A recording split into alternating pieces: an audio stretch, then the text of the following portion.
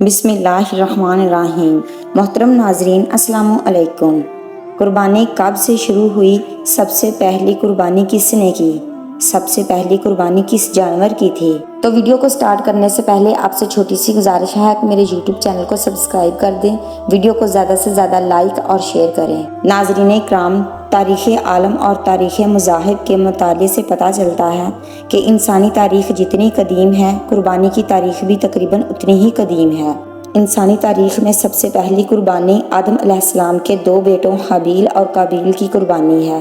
قرآن کریم نے اس قربانی کو اس طرح ذکر کیا۔ ترجمہ: اور انہیں آدم علیہ السلام کے دو بیٹوں کی قربانی کا قصہ بھی ٹھیک ٹھیک سنا دیجیے۔ جب ان دونوں نے قربانی کی تو ایک کی قربانی قبول ہوئی اور دوسرے کی قبول نہیں ہوئی۔ سورۃ المائدہ۔ دراصل ایک نے، جس کا نام حابیل تھا، دل کی آمادگی سے اللہ کی رضا کی خاطر بہترین دمبے کی قربانی پیش کی، اور دوسرے کے، جس کا نام قابیل تھا، بے دلی سے نکارہ گلے کا ایک ڈھیر پیش کر دیا۔ حابیل کی قربانی کو آسمانی آگ نے جلا ڈالا اور یہ قبولیت کی علامت تھی۔ یہ تو انسان کی پہلی قربانی تھی، لیکن ہم جو ہر عید قربان پر جانوروں کی قربانی کرتے ہیں، یہ حضرت ابراہیم اور اسماعیل علیہ السلام کی قربانی کی یادگار ہے، جس کی تفصیل یہ ہے۔ حضرت ابراہیم خلیل اللہ علیہ السلام اللہ کے پیغمبر ہیں۔ اولاد آدم کی سب سے عظیم قربانی سیدنا حضرت ابراہیم علیہ السلام کی ہے۔ حضرت ابراہیم علیہ السلام نے خواب میں دیکھا کہ میں اپنے بیٹے اسماعیل کو ذبح کر رہا ہوں۔ نبیوں کا خواب سچا اور اللہ تعالیٰ کی جانب سے ہوتا تھا۔ چنانچہ صبح حضرت ابراہیم علیہ السلام نے اپنے بیٹے حضرت اسماعیل علیہ السلام سے فرمایا، بیٹے، میں نے ایک خواب دیکھا ہے جس میں اپنے ہاتھ سے تجھے ذبح کر رہا ہوں۔ قرآن کریم میں اللہ تعالیٰ نے اس قربانی کا ان الفاظ میں ذکر فرمایا ہے۔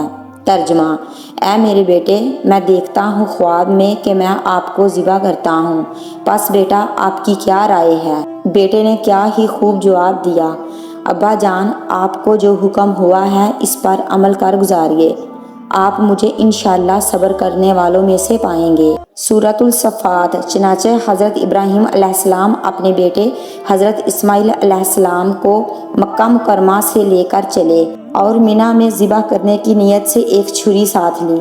جب منی میں داخل ہونے لگے، آپ علیہ السلام کے بیٹے کو شیطان بہکانے لگا۔ حضرت ابراہیم علیہ السلام کو پتہ چلا تو شیطان کو اللہ اکبر کہہ کر 7 کینکریاں ماری، جس کی وجہ سے وہ زمین میں دھنس گیا۔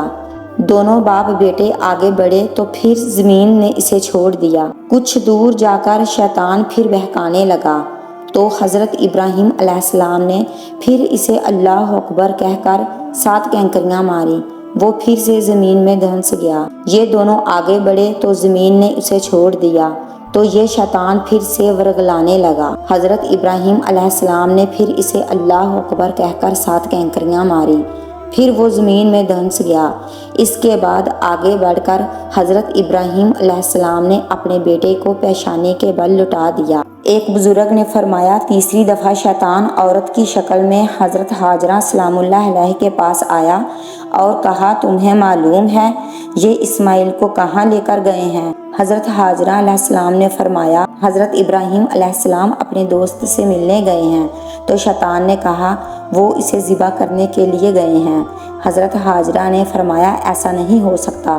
تو شیطان خبیث کے منہ سے نکل گیا، اللہ کا حکم ہے۔ حضرت ہاجرہ کا جواب یہ تھا، اگر اللہ نے حکم دیا ہے تو ایک اسماعیل کیا، 100 اسماعیل بھی قربان ہیں۔ اس کے بعد حضرت ابراہیم علیہ السلام نے اپنے بیٹے کو پیشانی کے بل لٹا دیا۔ ابھی ذبح کرنے نہ پائے تھے کہ آسمان سے ندا آئی، یعنی اے ابراہیم، تم نے اپنا خواب سچا کر دکھایا۔ پھر اللہ نے ایک مینڈا بھیجا جسے اپنے بیٹے کی جانب سے حضرت ابراہیم علیہ السلام نے ذبح کر دیا۔ ذبح تو کیا مینڈا اور ثواب مل گیا بیٹے کی قربانی کا۔ اسی قربانی کی یادگار میں اہل ایمان ہر سال جانوروں کی قربانی کرتے ہیں۔ حج کے موقع پر جو کینکریاں ماری جاتی ہیں، ان کی ابتدا بھی اسی واقعہ سے ہوتی ہے۔ حجاج انہی 3 جگہوں پر کینکریاں مارتے ہیں جہاں شیطان زمین میں دھنس گیا تھا۔ اس کے بعد اللہ تبارک و تعالیٰ کی رضا کے لیے جانوروں کی قربانی کرنا عبادت میں شمار ہو گیا۔ چنانچہ حضرت محمد صلی اللہ علیہ وآلہ وسلم کی امت کے لیے ہر صاحب حیثیت پر قربانی واجب ہے، اور اگر کسی کی اتنی حیثیت نہ ہو اور وہ قربانی کر دے تب بھی عظیم ثواب کا مستحق ہوگا۔ قربانی کی فضیلت و اہمیت کا اس بات سے اندازہ ہوتا ہے۔ حضرت عبداللہ بن عمر رضی اللہ تعالیٰ عنہ نے فرمایا کہ رسول اکرم صلی اللہ علیہ وآلہ وسلم نے مدینہ منورہ میں 10 سال قیام فرمایا اور ہر سال پابندی سے قربانی فرماتے تھے۔ حضرت عائشہ صدیقہ رضی اللہ تعالیٰ عنہ سے روایت ہے کہ حضور اقدس صلی اللہ علیہ وآلہ وسلم نے فرمایا، بقرہ عید کے دن قربانی کا خون بہانے سے بڑھ کر کوئی عمل اللہ کے نزدیک محبوب نہیں ہے، اور بلا شبہ قربانی کرنے والا قیامت کے دن اپنی قربانی کے سینگوں، بالوں اور کھروں کو لے کر آئے گا، یعنی یہ حقیر اشیاء بھی اپنے وزن اور تعداد کے اعتبار سے ثواب میں اضافہ در اضافے کا سبب بنیں گی۔ اور یہ بھی فرمایا کہ بلا شبہ قربانی کا خون زمین پر گرنے سے پہلے اللہ تبارک و تعالیٰ کے نزدیک درجہ قبولیت حاصل کر لیتا ہے، لہٰذا خوب خوش دلی سے قربانی کرو۔ حضرت زید بن ارقم رضی اللہ تعالیٰ عنہ بیان فرماتے ہیں کہ رسول اکرم صلی اللہ علیہ وآلہ وسلم سے صحابہ نے عرض کیا کہ یا رسول اللہ صلی اللہ علیہ وآلہ وسلم، یہ قربانیاں کیا ہیں؟ آپ صلی اللہ علیہ وآلہ وسلم نے ارشاد فرمایا، یہ تمہارے والد حضرت ابراہیم علیہ السلام کی سنت مبارکہ ہے۔ صحابہ کرام نے عرض کیا، ہمارے لیے اس میں کیا ثواب اور اجر ہے؟ آپ صلی اللہ علیہ وآلہ وسلم نے ارشاد فرمایا، ہر بال کے بدلے ایک نیکی ہے۔ صحابہ رضی اللہ تعالیٰ عنہ نے عرض کیا، اگر اون والا جانور ہو یعنی دمبا ہو جس کے بال بہت ہوتے ہیں، اس کے بارے میں کیا حکم ہے؟ تو آپ صلی اللہ علیہ وآلہ وسلم نے فرمایا، اس کے بھی ہر بال کے بدلے ایک نیکی ہے۔ احادیث مبارکہ سے معلوم ہوا کہ عید الاضحیٰ کے دن قربانی کرنا اللہ تعالیٰ کے نزدیک محبوب ترین عمل ہے۔ پس جو عمل محبوب حقیقی کو محبوب ہو، اسے کس قدر محبت اور اہتمام سے کرنا چاہیے۔ اس دن قربانی کرنا ہمیں اللہ سے کتنا قریب لے جائے گا اور ہم پر سے کتنی مصیبتیں ٹال جائیں گی، اس کا اندازہ لگانا بھی مشکل ہے۔ اگر ان 3 دنوں میں کوئی شخص واجب قربانی نہ کرے اور اس کی بجائے سونا چاندی خرچ کرے، اللہ کے راستے میں یا خیر و خیرات کے کام کرے، رفاہی اداروں میں رقم دے، یہ اللہ کو پسند نہیں، سوائے اس کے کہ قربانی کے جانور کے گلے پر چھری پھیرے۔ قربانی کے دنوں میں اللہ کو اولاد آدم کا یہ عمل بے حد محبوب ہے، جس مقصد کے تحت اللہ نے یہ قربانی واجب فرمائی تھی۔